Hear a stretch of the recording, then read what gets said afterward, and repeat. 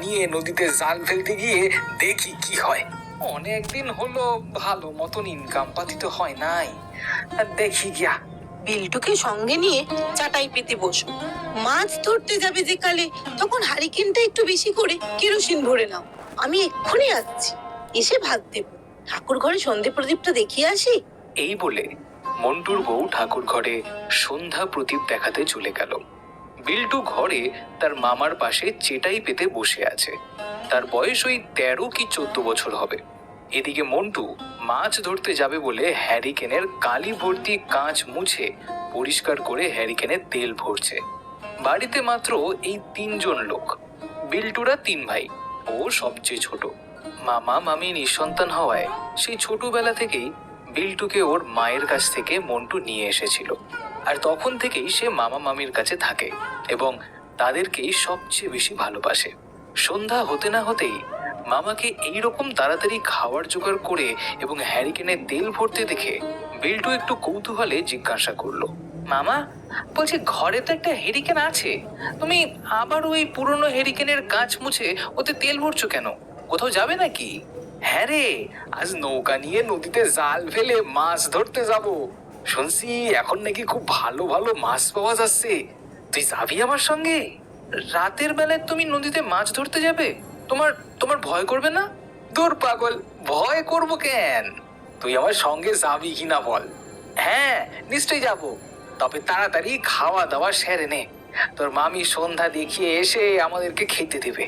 এমন সময় 5 শঙ্খধ্বনি দিয়ে ঘন্টা বাজিয়ে মা বনবিবির সম্মুখে দীপ ধূপ জ্বালিয়ে এই ঘরে চলে এলো মন্টু জেলের বউ।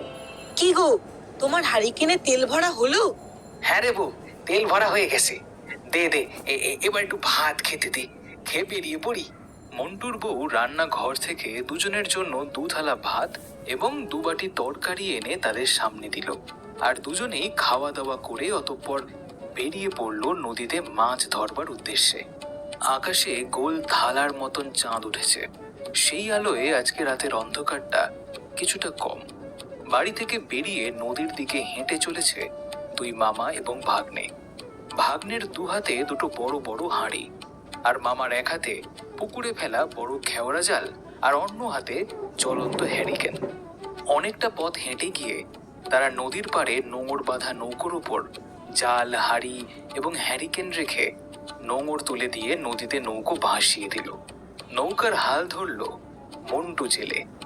এ মা বনবিবি, আজ যেন আমার জালে অনেক মাছ পড়ে, যেন এই বড় বড় 2টো হাঁড়ি পুরো ভর্তি হয়ে যায়। আর এমনটা হলে আমি বাড়িতে ফিরে তোমার হরি লুট দেব। এই বলে নৌকার দাঁড় টানতে টানতে সুন্দরবনের গা ঘেঁষে মন্টু নৌকো নিয়ে চলল এক খাঁড়ির দিকে। সেদিকটাতে নাকি প্রচুর মাছ। সেদিকে যেতেই নদীর জলের মধ্যে মাছের ঝাঁক ছলছল শব্দ করছে। মন্টু বলল, ভাগ্নে, আমরা ঠিক জায়গায় চলে এসেছি রে। এখানে চারিদিকে প্রচুর মাছের ঝাঁক, খুব তাড়াতাড়ি হাঁড়ি ভর্তি হয়ে যাবে বলে মনে হয়। তবে আর দেরি করছো কেন মামা, জাল পাকাতে শুরু করো। বেশি রাত করে তো লাভ নেই, মামিমা বাড়িতে একা, দুশ্চিন্তা করবে তো। ভাগ্নের কথা শেষ হতে না হতেই মন্টু 1 ক্ষেপ জাল বাগিয়ে দিল নদীর আধারি জলে। জলের মধ্যে ঝুপ করে জাল পড়ার শব্দে খাড়ির দুপাশের জঙ্গল থেকে রাত চড়া পাখির বিকট চিৎকার শোনা গেল। মন্টু নৌকাতে হাঁটু ভেঙে হেট হয়ে বসে জাল টেনে গুটিয়ে নিচ্ছে। এমন সময় বিল্টু বলল, মামা, আমার আমার এবার কেমন যেন একটু ভয় করছে গো। আমরা তো ওই নদীর চরটা থেকে অনেকটা ভেতরে এই খাড়ির কাছে চলে এসেছি, বলো আবার আবার ফিরতে পারবো তো? ভাগ্নে, ভয় পাস না, আমরা ঠিক ফিরে যাব। জানিস তো জলে প্রচন্ড ঘাম আসছে, বোধহয় অনেক মাছ পড়ছে। তাড়াতাড়ি টেনে তোলো, দেখি দেখি কি কি মাছ পড়লো। মন্টু জাল তুলতেই আনন্দে 2 মামা ভাগ্নে উন্মাদ হয়ে গেল। জাল ভর্তি হয়ে মাছ উঠেছে, ভোলা মাছের ঝাঁক। ছাড়া ভাগ্নে, তাড়াতাড়ি ছাড়া, বোধহয় আজ বনবিবির দয়ায় আমরা 2টো হাঁড়ি ছাপিয়ে আমাদের নৌকো ভর্তি করে মাছ নিয়ে যাব। এইভাবে প্রায় ঘন্টা 2 ধরে জাল ফেলার পর্ব চলল। নোনা মাছে বড় বড় হাঁড়ি ভর্তি হয়ে উঠল। ডিঙি নৌকোটাও প্রায় ভর্তি হয়ে গেছে। তবুও মাছের নেশায় আজ যেন মন্টু জেলের বাড়িতে ফেরার কোনো ইচ্ছেই নেই। মামা, আজকে না এবার ফিরে চলো, আর জাল ফেলতে হবে না। মাছ রাখার তো আর জায়গাই নেই গো। জায়গা নেই তো কি হয়েছে, তুই তোর গায়ের গেঞ্জিটা খোল, ওটা করে ভর্তি করে নেব। আমার গামছাটাও ভর্তি করে নেব, প্রচুর মাছ হবে। না মামা, তুমি তুমি নৌকোটা তাড়াতাড়ি পাড়ে লাগাও। আচ্ছা, তবে যে পথ দিয়ে এসেছি ওই পথ দিয়ে নৌকো নিয়ে ফিরে যেতে যেতে জোয়ারের জল চলে আসবে। এখান থেকে সামনে একটা খাড়ি পড়ে, নৌকা লাগিয়ে জঙ্গল ভেঙে যদি চলে যাই তাতে আমাদের সুবিধাই হইব। এই বলে একটা জঙ্গলের পাড়ে এসে নৌকোটি নোঙর ফেলে আটকে দিল। মামা ভাগ্নে দুটো হাঁড়ি ভর্তি মাছ মাথায় করে নিয়ে আরো অতিরিক্ত সব মাছ জালে জড়িয়ে গামছাটায় পোঁটলা করে নিয়ে জঙ্গল ভেঙে এগিয়ে চলল বাড়ির দিকে। সামনে সামনে হাঁটছিল বিল্টু, তার হাতেই ছিল হ্যারিকেন। হ্যারিকেন ছাড়াও পূর্ণিমার চাঁদের আলোয় দেখা যাচ্ছে জঙ্গলের পথ। মামা, তাড়াতাড়ি চলো, বোধহয় আজকে অনেক রাত হয়ে গেছে গো। এত পথ জঙ্গল ভেঙে যেতে হবে, তাড়াতাড়ি পা চালাও। হে কেন রে ভাগনা, এই জঙ্গলের পথে তোর ভয় করছে বুঝি? হ্যাঁ মামা, খুব ভয় করছে। আর তাছাড়া তুমি তো একবার গল্প করেছিলে এই বাগানে নাকি সুন্দরবন এলাকার যত অশরীরী আত্মারা এখানেই নাকি বসবাস করে।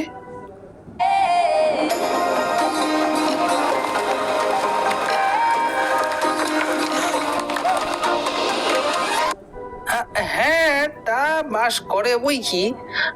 জাগে, চল চল তাড়াতাড়ি চল। এই বলে মন্টু জেলে এত মাছ পাবার আনন্দে গুনগুন করে একটা গান গাইতে গাইতে বিল্টুর পেছন পেছন বাড়ির উদ্দেশ্যে এগিয়ে চলেছে। তারা অনেকটা পথ অতিক্রম করে এসেছে, আরো অনেকটা বাকি আছে। হঠাৎ মন্টু জঙ্গলে গাছের আড়ালে মানুষের মতন কাউকে দেখে গান গাওয়া বন্ধ করে দাঁড়িয়ে পড়ল। গানের শব্দ বন্ধ হয়ে যাওয়ায় বিল্টু পেছনে ঘাড় ঘুরিয়ে দেখল মন্টু মামার পা ধক ধক করে কাঁপছে। মামা, মামা, তুমি আবার দাঁড়িয়ে পড়লে কেন? কাঁপা কাঁপা কণ্ঠে মন্টু মামা ভাগ্নেকে বলল, ভাগ্নে, এখানে ও আসে। আমি এইমাত্র ওকে দেখছি, গাছের আড়ালে পিস কালো অন্ধকারের মতো ও শরীর। ও আমাকে অনুসরণ করতে করতে আসছে। ওর চোখে আমার চোখ পড়ে গেছিল, জ্বলন্ত আঁশের মতন। ওর লাল লাল দুটো চোখ আমার দিকে তাকিয়ে হাসছিল।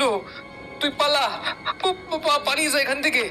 ও বোধহয় আজ আজ আমারে ছাড়বে না। মামা, মামা, ও মামা, তোমার হঠাৎ করে কি হলো? তুমি এত ভয় পাচ্ছ কেন? কিছু হবে না, আমি তো আছি তোমার সাথে। এসো, এসো, আমার আমার সাথে সাথে এসো, সামনে চলো। এই বলে বিল্টু ওর মামার হাত ধরে হ্যারিকেন নিয়ে মামাকে সামনে নিয়ে চলল। মন্টু ভয়ে ভয়ে সামনে হাঁটতে হাঁটতে এগিয়ে চলেছে। আবারও কিছুটা পথ এগিয়ে গিয়ে থমকে দাঁড়ালো মন্টু। কি হলো মামা, আবারও কাউকে দেখতে পেলে নাকি? মুখে আঙুল চেপে বিল্টুকে চুপ করতে ইশারা করলো মন্টু। তারপর ফিস ফিস করে বলল, কোনো শব্দ শুনতে পেলি? কই, না তো, কোনো শব্দ তো শুনতে পেলাম না।